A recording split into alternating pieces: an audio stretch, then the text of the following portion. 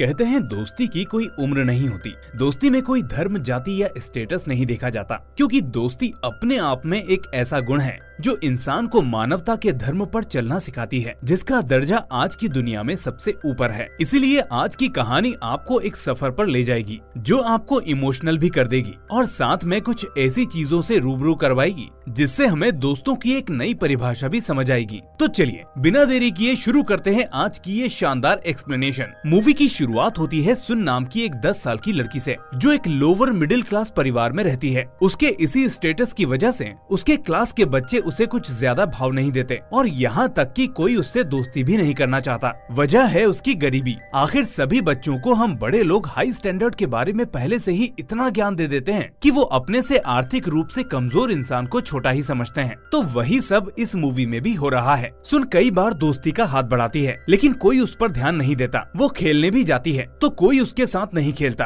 और अगर गलती से उसे किसी ग्रुप में ले भी लिया जाए तो उस पर कोई ध्यान नहीं देता। उसे इस बात का मलाल भी है, लेकिन वो आखिर किसी को क्या समझाए। निराश मन से बस वो खड़ी रहती है और उसे जो करने के लिए बोला जाता है वो सब करती रहती है। खैर, आज उसकी क्लास में एक नई लड़की आई है जिसका नाम है बोरा। बोरा एक अमीर खानदान से है, जिसकी वजह से हर कोई उसका दोस्त बनना चाहता है। अब एक दिन क्लास में बोरा का बर्थडे कार्ड नीचे गिर जाता है। सुन उसको उठाकर बोरा को दे देती है। बोरा उसको थैंक यू बोलती है और फिर कुछ ऐसा होता है जिसका किसी को अंदाजा भी नहीं था। बोरा उसको अपनी बर्थडे पार्टी में आने के लिए इनवाइट करती है। ये सुनकर सुन की खुशी का तो कोई ठिकाना ही नहीं रहता। सुन का एक छोटा सा परिवार है जिसमें माँ, बाबा और छोटा भाई युन शामिल है। बाबा अक्सर शराब पीकर माँ को तंग करते हैं और कोई काम नहीं करते, जबकि माँ अकेले काम करके पूरे घर को संभालती है। सुन को अपनी माँ पर तरस आता है, क्योंकि वो जानती है कि उसकी माँ उनको कितनी मुश्किल से पाल रही है। खैर, अब बोरा का बर्थडे आता है। क्लास में बोरा बार बार सुन की तरफ देखती है,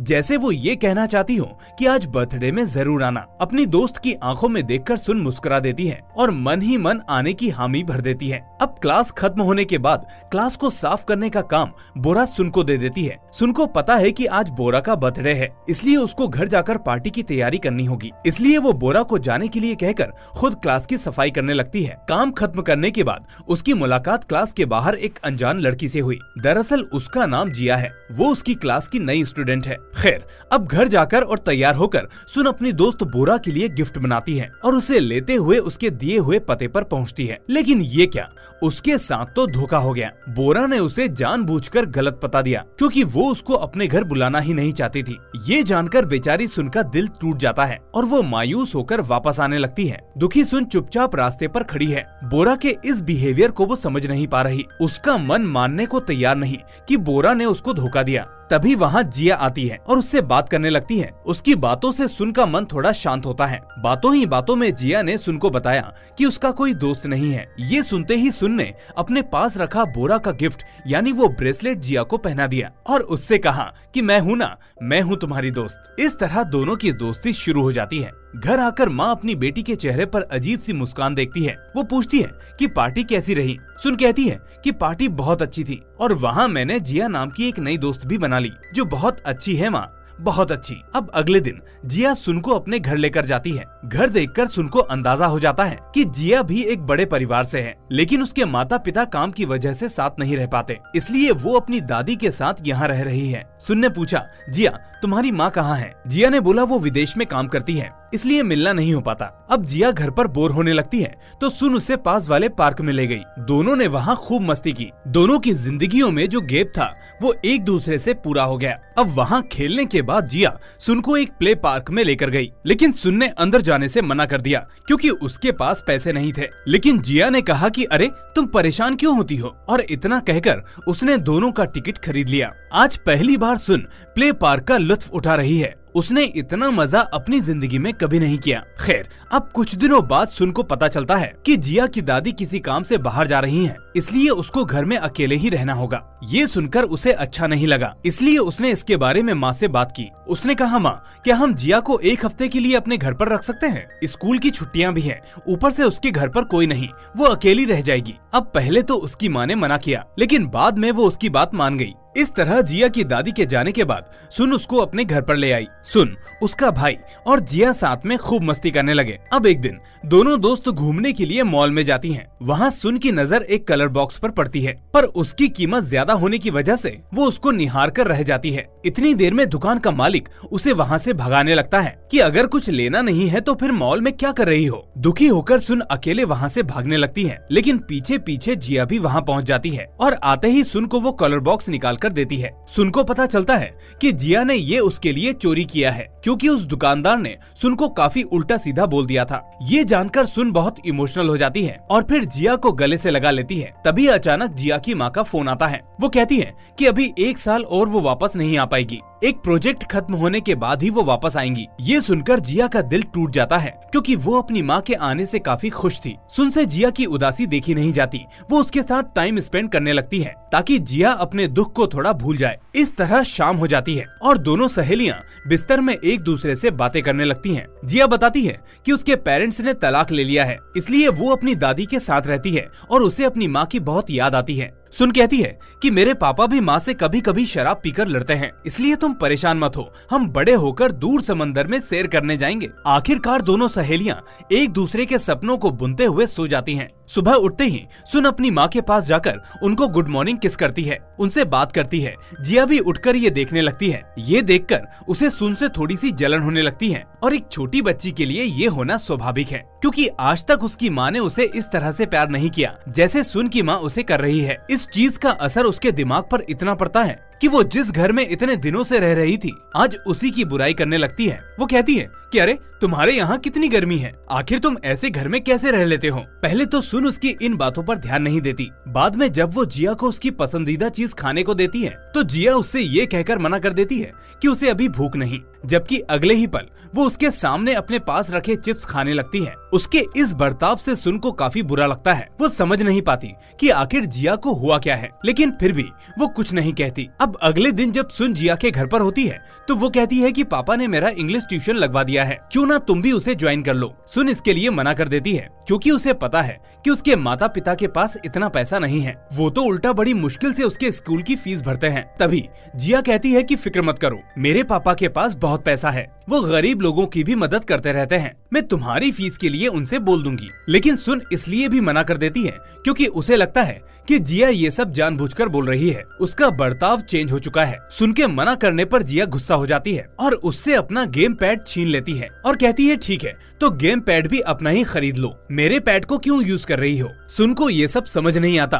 कि जिया को अचानक हुआ क्या है। वो एकदम से चुप हो जाती है, जैसे वो जिया को मिलने से पहले हुआ करती थी। दुखी होकर सुन अपने घर चली जाती है और उस दिन के बाद दोनों के बीच बातें तो दूर, मुलाकात भी बंद हो जाती है। अब एक दिन दोनों रास्ते में एक दूसरे के आमने सामने आ जाती हैं। सुन वैसे तो उससे बात नहीं करना चाहती, लेकिन उसका भाई कहीं मिल नहीं रहा, इसलिए वो जिया से पूछती है कि क्या तुमने मेरे भाई को देखा, वो कहीं मिल नहीं रहा। जिया कहती है कि नहीं, मैंने नहीं देखा, चलो उसको ढूंढते हैं। इसके बाद दोनों उसको ढूंढते हैं। तभी जिया देखती है कि सुन का भाई बोरा के साथ है। दरअसल बोरा ने उसे बाहर देख लिया था, इसलिए वो उसको घर छोड़ने ही जा रही थी। दोस्तों मैं आपको एक बात बता दूं, ये सभी आपस में बच्चे हैं, इन सभी का दिल मासूम है, इसलिए इनका गुस्सा महज नादानी है और कुछ नहीं। अगर असल में गुस्सा होता तो आखिर बोरा या जिया सुन के भाई के लिए फिक्रमंद क्यों होती। खैर सुन के पास उसके भाई को छोड़कर बोरा और जिया साथ में ट्यूशन के लिए चली जाती हैं। दोनों को साथ में देखकर सुन को बहुत बुरा लगता है। आखिरकार उसकी इकलौती दोस्त जिया भी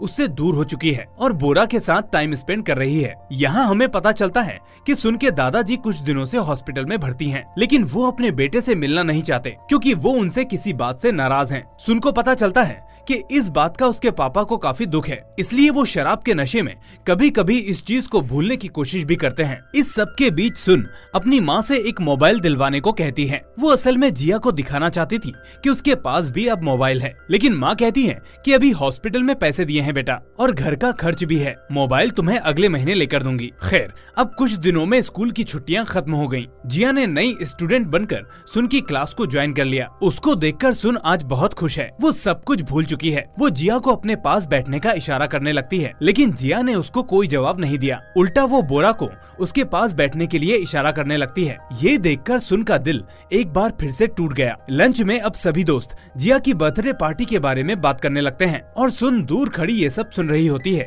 इसी बीच वो जिया के पास जाकर बैठ जाती है, पर उसके आते ही सभी दोस्त उठकर वहाँ से चले जाते हैं। ये देखकर जिया को फिर से सुन पर गुस्सा आ जाता है और वो भी उससे कुछ कहे बिना वहाँ से चली जाती है। सुन को समझ नहीं आता कि आखिर जिया को किस चीज की दिक्कत है, वो किस बात का बदला ले रही है, क्या उसने जिया के साथ कोई गलत बर्ताव किया है। मायूस सुन आज काफी परेशान है, लेकिन वो सोचती है कि जिया का बर्थडे है, इसलिए अगर वो उसको अच्छा सा गिफ्ट देगी तो वो फिर से उसकी दोस्त बन जाएगी। नन्ही सुन को लगता है कि दोस्ती शायद पैसे वालों की होती है, इसलिए आज वो पहली बार अपनी माँ के रखे पैसों में से कुछ पैसे चुराती है और जिया के लिए एक अच्छा सा गिफ्ट लेकर फौरन उसके घर जाती है। लेकिन जिया उस गिफ्ट को लेने से मना कर देती है और कहती है कि तुम यहाँ से चली जाओ, मैं अभी पढ़ाई कर रही हूँ। लेकिन सुन कहती है कि अरे आज तुम्हारा बर्थडे है, चलो इस दिन को खास बनाते हैं, मुझे माँ ने पैसे दिए हैं, आज मैं तुम्हें प्ले पार्क ले चलती हूँ। शायद सुन ने कभी अपने बर्थडे के बारे में ये सब नहीं सोचा होगा जितना आज वो जिया के बारे में सोच रही है। अब सुन के कहने पर भी जिया नहीं मानती और तभी अंदर से अचानक बोरा और उसके दोस्त बाहर आते हैं। उनको देखकर सुन समझ जाती है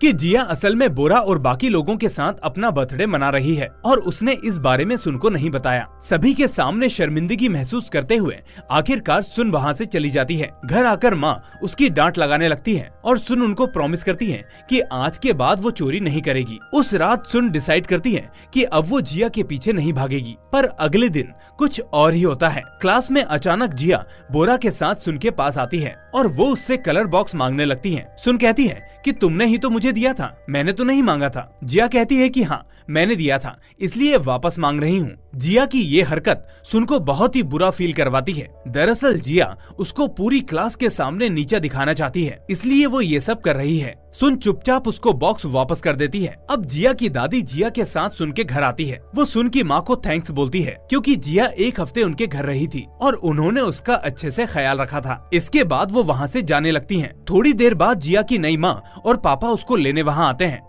ये देखकर सुन समझ जाती है कि असल में जिया के पापा ने नई शादी कर ली है, इसलिए शायद जिया का मन खराब है। वहीं दूसरी तरफ इसी वजह से जिया को सुन से जलन होती है। वो असल में अपनी नई माँ से नहीं बल्कि सुन की खुशी से परेशान है, क्योंकि सुन के पास उसका पूरा परिवार है, जबकि जिया अपनी माँ के बिना खुद को अधूरा समझती है। खैर अब अगले दिन स्कूल की तरफ से सभी बच्चे पिकनिक के लिए जाते हैं, लेकिन जिया उदास एक जगह बैठी होती है। उसको अकेला देखकर सुन उसके पास आती है और उससे कहती है कि ये लो, माँ ने तुम्हारे लिए ये खाना भेजा है। जब तुम घर पर थी तो तुम्हें ये डिश काफी पसंद आई थी, इसलिए माँ ने खास तुम्हारे लिए बनाकर भेजी है। यहाँ से चीज थोड़ा ठीक होना शुरू होती है, लेकिन बातों ही बातों में सुन ने उसकी नई माँ के बारे में पूछ लिया। ये सुनकर जिया को फिर से गुस्सा आ गया और उसने वो खाना गिरा दिया। इसके बाद वो भला बुरा कहकर वहाँ से चली गई। सुन को इस बात का बुरा नहीं लगता, क्योंकि अकेलेपन का एहसास वो जानती है। जब जिया नहीं थी तब वो स्कूल में खुद को अकेला ही महसूस करती थी, इसीलिए वो जिया की तकलीफ को दूर करना चाहती है, क्योंकि वो उसकी सच्ची दोस्त है।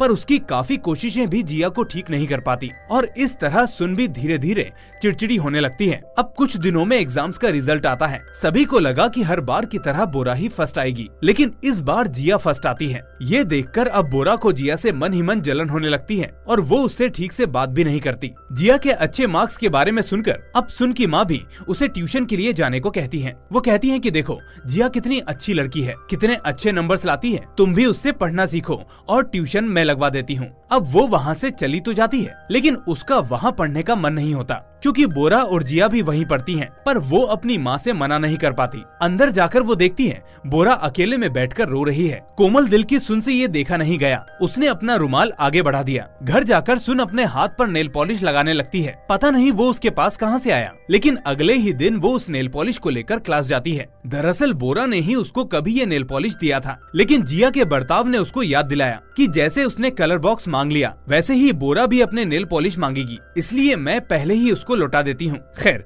दोपहर को सुन देखती है कि बोरा और उसके दोस्त जिया का मजाक उड़ा रहे हैं। उससे वो सब सुना नहीं जाता और वो वहाँ से चली जाती है। घर आकर वो देखती है कि जिया की दादी उसके घर आई हुई है। वो जिया को लेकर परेशान है, क्योंकि वो कुछ दिनों से काफी चुप है और ठीक से खा पी भी नहीं रही है। इस दौरान सुन को कुछ बातें पता चलती हैं जो असल में जिया ने उससे छुपा रखी थी। जिया की माँ बाहर नहीं रहती थी बल्कि उसी शहर में काम करती थी, लेकिन वक्त न मिलने की वजह से वो उससे नहीं मिल पाती और ऊपर से पेरेंट्स का तलाक हो चुका था, जिसकी वजह से पिछले स्कूल में बच्चे उसको काफी चिढ़ाते थे। यही वजह थी कि उसकी दादी ने उसका स्कूल चेंज करवा दिया। सुन ये सुनकर अपनी दोस्त के लिए काफी दुखी होती है। आज रात वो उसी के बारे में सोचती रहती है। अब अगले दिन सुन कोचिंग सेंटर में हिम्मत करके बोरा को कहती है कि मैंने तुम्हें जिया के बारे में जो बताया वो सभी को बताकर उसका मजाक मत बनाओ, ये गलत है। अब उसी दिन सुन जिया के हाथ में वही ब्रेसलेट देखती है जो उसने उसको पहले दिन पहनाया था। यहाँ हमें पता चलता है कि जिया का मन भी साफ है, लेकिन उसका अंतर मन दुखी है। वो नहीं चाहती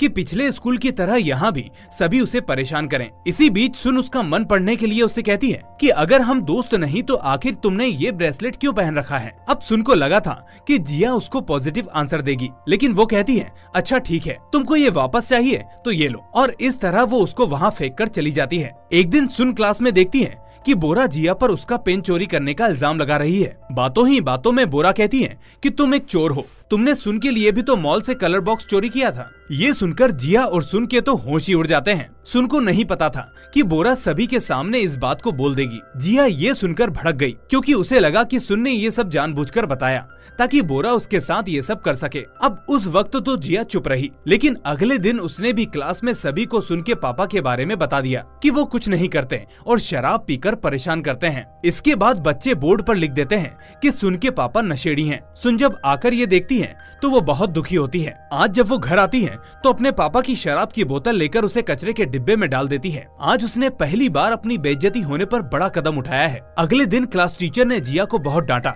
और उससे सुन को सॉरी बोलने को कहा। वहाँ तो जिया ने सॉरी बोल दिया, लेकिन क्लास के बाहर आकर वो उसको सुनाने लगी, मेरी कोई गलती नहीं है, तुम छोटे लोग होते ही ऐसे हो, अपना काम निकलवाने के लिए दूसरों से दोस्ती करते हो ताकि उनके पैसों से तुम्हारा काम चल सके, और तुम भी वैसी ही हो, तुम अकेले रहने के लिए ही बनी हो। अब ये सब सुन से रहा नहीं गया। वो भी जिया को बताती है कि तुमने तो मुझसे झूठ बोला, तुम्हारी माँ यही रहती है, फिर भी तुमको टाइम नहीं देती। पिछले स्कूल में सब तुमको चिढ़ाते थे, इसलिए तुम वहाँ से आ गई। देखते ही देखते इन बातों से दोनों के बीच झगड़ा बढ़ गया और मारपीट शुरू हो गई। टीचर ने आकर दोनों को अलग किया। सुन के चेहरे पर खरोच का निशान भी है। इसी बीच टीचर को खबर मिली और उन्होंने सुन को फौरन हॉस्पिटल भेज दिया क्योंकि उसके दादाजी अब इस दुनिया में नहीं रहे। वहाँ जाकर वो देखती है कि उसके पापा खाली बिस्तर के सामने बैठकर रो रहे हैं। उन्हें अपने किए पर पछतावा है। ये देखकर सुन को भी अपनी गलती का एहसास हुआ कि किसी बात को पकड़कर नहीं बैठना चाहिए। सुधरने का और सब कुछ ठीक करने का एक मौका सभी को देना चाहिए और खुद को भी।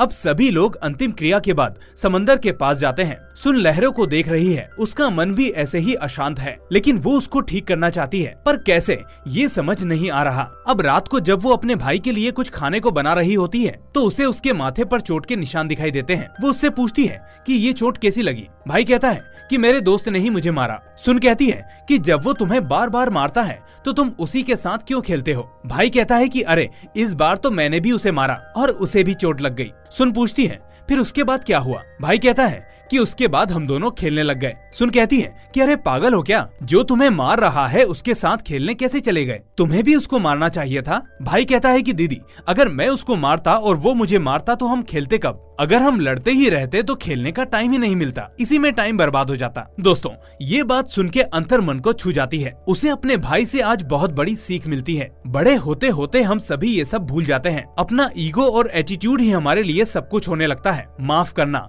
गुस्से को भूल जाना, ये सब करना हम भूल जाते हैं। अगले दिन जब सुन स्कूल जाती है तो वो देखती है कि जिया के साथ वही सब हो रहा है जो सुन के साथ होता था। कोई उसके साथ नहीं खेल रहा। जिया अकेले खड़ी है, पर अपनी सुन पहले से पहल करती है। वो उसे उसके साथ खेलने के लिए बुलाती है। जिया के सामने एक तरफ वो लोग हैं जो उससे बात नहीं कर रहे और दूसरी तरफ है सुन जो इस सब के बाद भी उसके साथ है। ये देखकर वो सुन के पास आकर खड़ी हो जाती है और ये दोस्ती एक बार फिर से अपने कदम आगे बढ़ाने लगती हैं। इसके साथ ही होता है इस खूबसूरत मूवी का दी एंड। तो दोस्तों आपको ये मूवी कैसी लगी कमेंट करके मुझे जरूर बताएं। इस वीडियो को लाइक और दोस्तों के साथ शेयर करना ना भूलें। अगर आप नए हैं तो चैनल को सब्सक्राइब कर लें। ऐसी ही मीनिंगफुल मूवीज मैं आपके सामने लाता रहूंगा, इसलिए नोटिफिकेशन बेल को भी दबा दें। अब मैं मिलूंगा आपसे अगली ऐसी ही मूवी के साथ। Till then take care and thanks for watching.